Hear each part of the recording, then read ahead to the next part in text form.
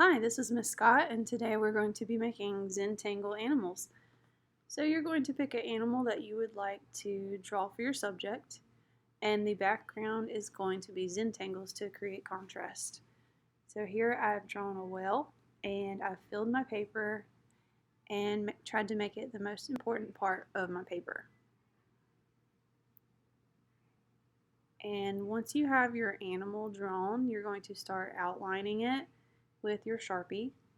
Just really carefully go around the contours of whatever animal that you chose. So just really quickly, I'm just outlining so you can see it a little bit better.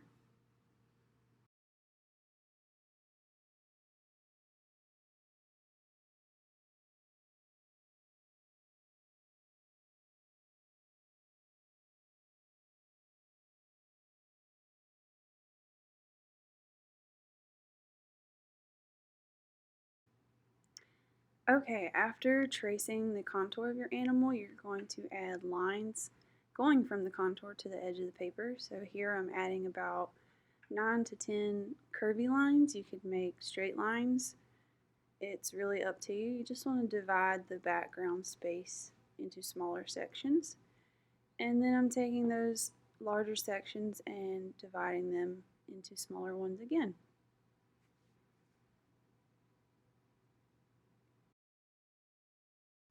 Now you can start adding your Zentangle pattern. So really think about different patterns that are unique and a little bit more complicated than just stripes or polka dots.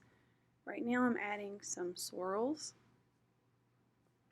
And you also want to think about patterns that maybe have a little bit more ink than the others and kind of balance it out. But there's no real wrong or right way to do it because this is supposed to be relaxing and it's supposed to be therapeutic. Okay, I'm going to speed up a little bit so you can see what patterns I'm adding next, and I'll skip forward in a little bit. So I'm using different size Sharpies, some fine points, some chisel points, and then here is what some of my patterns look like at the end. I'm not quite done, but I'm going to go ahead and start with the coloring part so you can see how that's done. So if you want to make your animal realistic colors or made up colors, that's fine. It could be more abstract. I'm going to color my whale a rainbow color scheme, and I'm just lightly adding color to start with, and you can continue layering and blending. I'm going to speed the video up just a little bit so you can see how I'm adding a little bit of shadow with a black colored pencil just to give it a little bit more depth.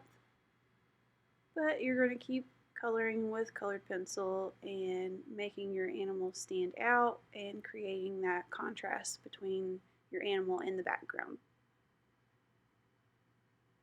And as I finish up, I'm going to finish coloring and finish the patterns in my background, and I'll be done with my Zentangle animal.